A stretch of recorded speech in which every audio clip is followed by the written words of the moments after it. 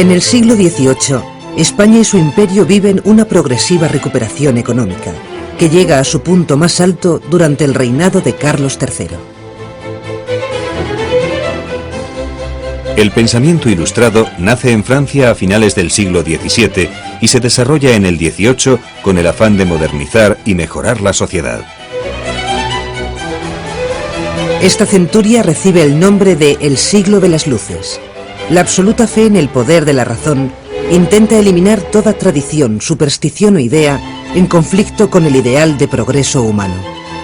La metáfora de las luces es una metáfora acuñada por los propios ilustrados, es decir, que se utilizó en la época y que trataba de subrayar la idea de ruptura, de superación, de rechazo del pasado. Los ilustrados se consideraban a sí mismos heraldos de la luz, de la razón, del conocimiento frente a las tinieblas de la ignorancia. Los pensadores ilustrados creen que ha llegado el momento de que el hombre salga de su minoría de edad y supere su incapacidad para pensar por sí mismo. Incapacidad achacada a la influencia nefasta de la Iglesia a lo largo de la historia. Por tanto, en esta mayoría de edad surge un nuevo planteamiento que tiene como lema: ten el valor de servirte de tu propio entendimiento. La Ilustración es una corriente muy preocupada por las ideas políticas y sociales. Las obras de los tres grandes pensadores de la Ilustración francesa, Montesquieu, Rousseau y Voltaire, giran en torno a estos temas: la crítica al antiguo régimen, la separación de poderes y la libertad e igualdad como derechos fundamentales. Todas estas ideas entran en España a lo largo del siglo XVIII, paralelamente al reinado de los grandes monarcas reformistas que ejercen el despotismo ilustrado. España conoce durante el segundo reinado de Felipe V y los reinados de Fernando VI y Carlos III el proceso de modernización conocido como reformismo borbónico, basado en la creación de un Estado fuerte y preocupado por solventar el grave déficit hacendístico. Tras la repentina muerte de su hijo Luis I, Felipe V regresa al trono y da un giro a su anterior gobierno, rodeándose de secretarios españoles. Fernando VI, tercer hijo de Felipe V, no es un hombre de talento. Sin embargo, su reinado queda como una etapa positiva, en la que la neutralidad y la paz permiten la reconstrucción interna del país. La creación de una gran armada que proteja los intereses del comercio ultramarino es la prioridad política. Al mismo tiempo, Fernando VI fomenta la entrada de las nuevas ideas ilustradas, tan de moda en Europa y necesarias para una España que está fuera de la vanguardia cultural.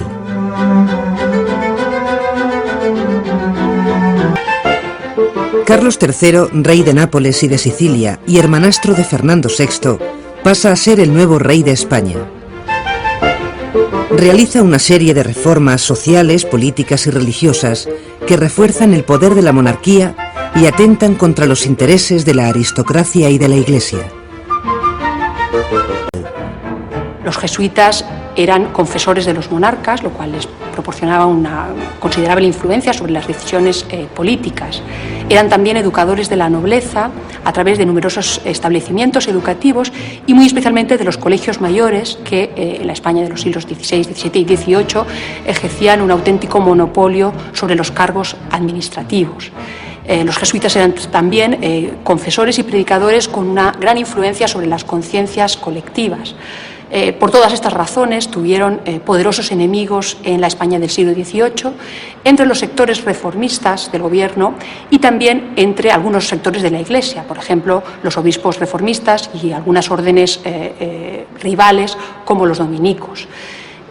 También, y eso es muy importante, la defensa que los jesuitas hacían de la doctrina del tiranicidio, es decir, de la legitimidad de la de la revuelta contra el poder real, si éste se utilizaba de forma despótica, y la estricta obediencia que ligaba a la Compañía de Jesús con el papado, chocaban con la política regalista de la monarquía.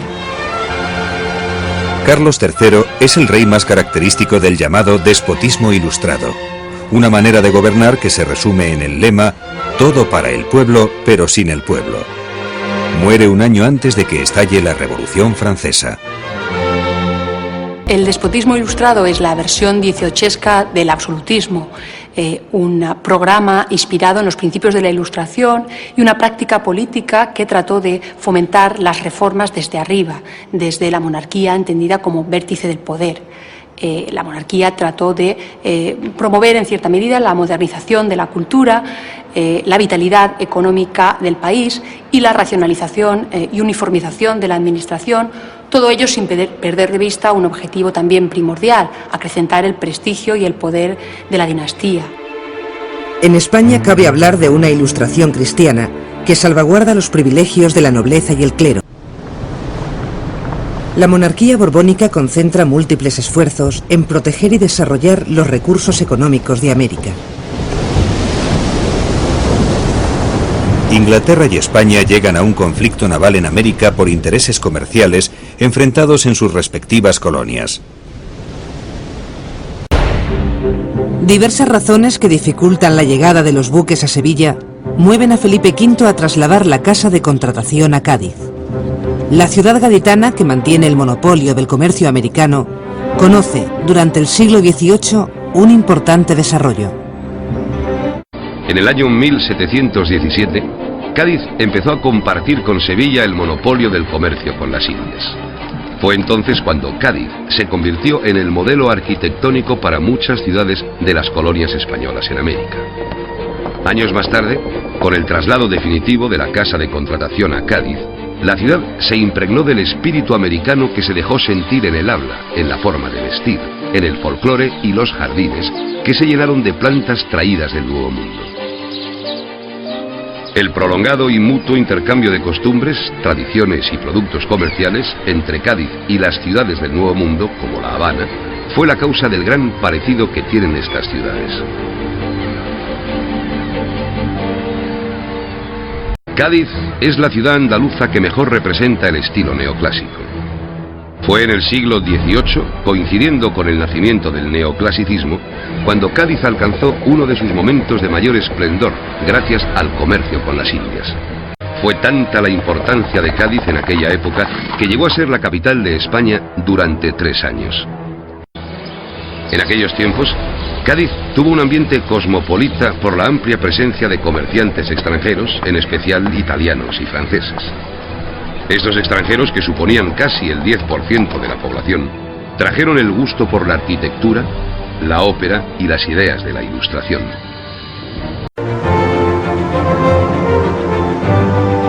Carlos III da un giro a la política comercial con América y abre 8 puertos más en España al intercambio con las colonias americanas.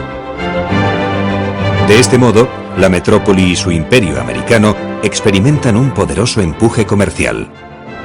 En contra de la idea del monopolio, se propone la idea de la libre competencia de puertos como acicate a una mayor actividad. Es decir, si hay más competencia, la actividad será mayor. Eso es lo que se planteó, y evidentemente fue así, sin duda. Pero junto con ello, también la activación de sectores económicos peninsulares a partir de la necesidad de abastecer a los mercados americanos. De América procede una de las razones que propician la expulsión de los jesuitas, la acusación de proyectar un imperio en Paraguay al margen del poder real. El Paraguay puede proporcionarnos otro ejemplo. Han querido imputárselo como un crimen a la compañía, que considera el placer de gobernar como el único placer de la vida, pero siempre será hermoso gobernar a los hombres haciéndolos más felices. A dicha compañía le cabe la gloria de haber sido la primera en mostrar en aquellas regiones la idea de religión unida a la de humanidad. Los jesuitas representan un peligro para el poder centralizado de los reyes borbones. El control que ejercen en América se organiza en reducciones o misiones. Habitadas por los indígenas y protegidos por los jesuitas de la rapacidad de los terratenientes portugueses y españoles, constituyen el llamado Estado jesuítico. En la segunda mitad del siglo XVIII, en un contexto en el que algunos países de Europa, como Francia, Gran Bretaña y Portugal, manifestaban profundos intereses en avanzar sobre la América española, los reyes borbónicos tomaron una serie de medidas que tenían como objetivo modernizar y centralizar su imperio y aumentar la seguridad exterior de las colonias. Una de las reformas más importantes fue la creación del Virreinato del Río de la Plata, en la zona sur de lo que antes era el Virreinato del Perú. La influencia italiana que Carlos III trae desde Nápoles se manifiesta en el embellecimiento que ordena el monarca de la ciudad de Madrid. Muy cerca de estas actuaciones se ubica la Colina de las Ciencias, uno de los grandes proyectos del rey que intenta crear un centro del saber alrededor de lo que hoy es el Paseo del Prado. Allí se sitúan un observatorio astronómico, el Jardín Botánico, la Academia de las Ciencias, hoy Museo del Prado, y la Real Fábrica de Porcelanas del Buen Retiro, todas ellas imbuidas del amor por Roma y Grecia propios del neoclasicismo. Todos estos esfuerzos reformadores se truncan con la muerte de Carlos III, la invasión de las tropas napoleónicas y la Guerra de Independencia. Carlos III planteó una serie de reformas que atentaron directamente contra los intereses de la nobleza y del clero. Al tratarse de reformas superficiales, no estructurales, tuvieron un escaso impacto sobre la mayoría de la población española. En Francia, un año después de la muerte de Carlos III, estalla la Revolución Francesa. Corren nuevos aires en Europa, mientras que en España, los reinados de Carlos IV y Fernando VII coinciden con la crisis de las ideas ilustradas. Gran parte de los esfuerzos por mejorar el país quedan en un sueño ante los peligros que se avecinan. Goya adelanta en su grabado El sueño de la razón produce monstruos, el drama del enfrentamiento entre las viejas y las nuevas ideas. En la primera mitad del intenso siglo XIX, en España se suceden grandes cambios y giros políticos, fruto de la lucha entre liberales y reaccionarios.